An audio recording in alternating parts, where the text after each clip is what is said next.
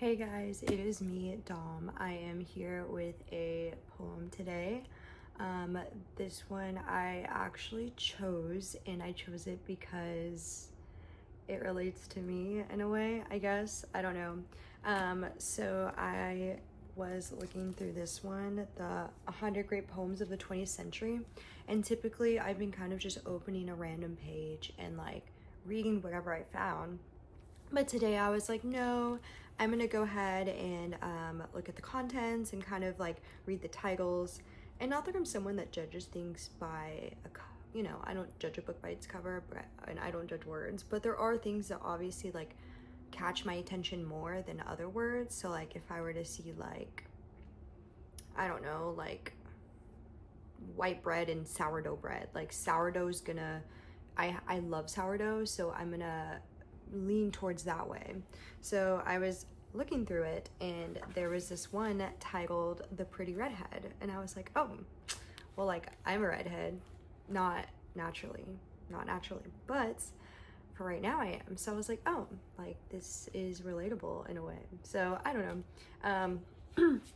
That is the, I guess, story behind me choosing this.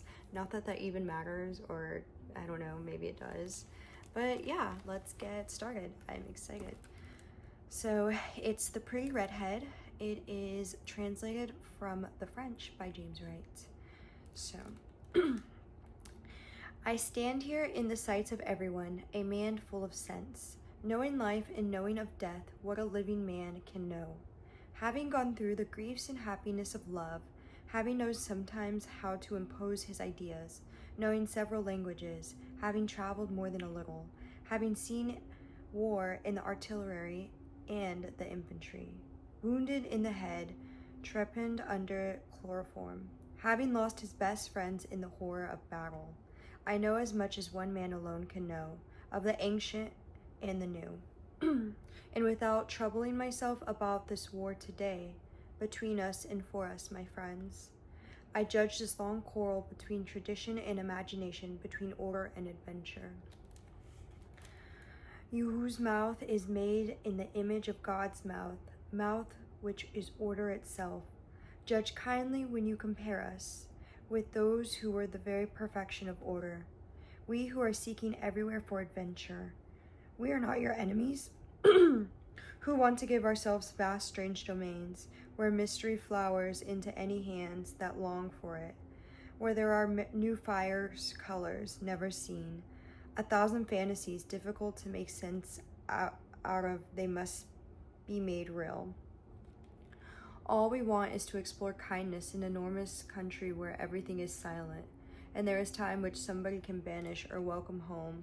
Pity for us who fight always on the frontiers of the illimitable and the future. Pity our mistakes, pity our sins. Here summer is coming, the violent season, and so my youth is as dead as spring. O sun, it is the time of reason grown passionate, and I am still waiting to follow the forms she takes noble and gentle, so I may love her alone. She comes and draws me as a magnet draws filaments of iron. She has the lovely appearance of an adorable redhead.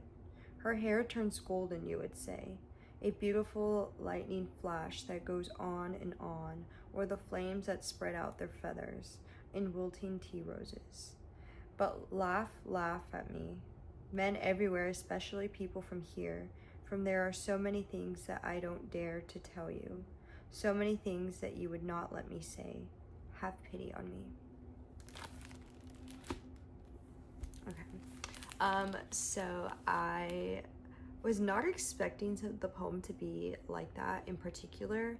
I don't know why I assumed it was going to be just about the girl, but I do like how he kind of added his background and who he is as a man, and I feel like that really adds depth to how he views and perceives essentially everyone, but in this situation, the girl. So it's like, if you're, if you put two people in a room together and they're both describing, the person they see across, they're both going to describe this person in such different ways because they have such different backgrounds. Again, they pay attention to particular things, and it's always interesting thinking that, because as someone, for me, I have trouble, like, I don't know, I always doubt myself on doing stuff because I'm like, oh, someone's already done it, or like this idea is like super basic, or I don't know, something like that. And it's like, it's not, because every single person has a different way of viewing things. So for example, movies, I'm gonna go to that. So I had a big Wes Anderson phase, and so I was watching all his movies. There's still a couple I haven't seen, but overall, like, I'm a big theme person. So I was like, what was the theme of this movie? And each one of his films' themes were so simplistic, but obviously his movies are like the complete opposite. You know, he stays true to his style, and he like executes it to where you see it and you know it's a Wes Anderson film. Like the color grading, the way, you know, they're still shots and they're moving, you know, very minimally, but then, like, you know, the story is like, oh, it's about someone losing their father, or it's about, for example, like Moonrise Kingdom, it's about love, and in my opinion, it's like a different version of Romeo and Juliet, which there's tons of versions of it, but each version is so different, and there's so many different things that you can kind of, you know, plug in and plug out.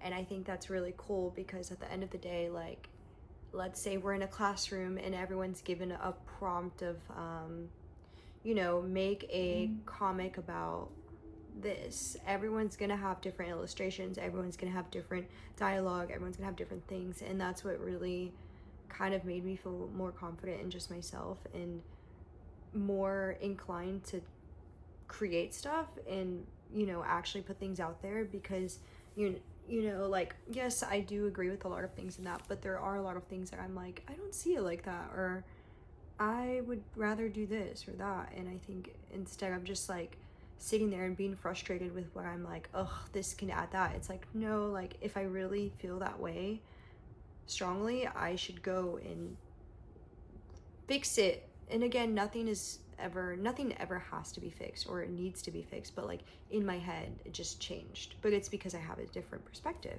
So same goes for this one. Again, like, he's talking about war, and he's talking about, you know, being a man and how he feels about just life itself, you know. And so my youth is as dead as spring and summer, and I'm still waiting. But yeah, I think it's a very nice poem, something that I typically wouldn't be drawn towards if it was titled differently. But because, like I said, you see Pretty, you see Redhead, you see, you know, these, I don't want to say positive words, but like, they are like, it has like a light bulb in my head, you know.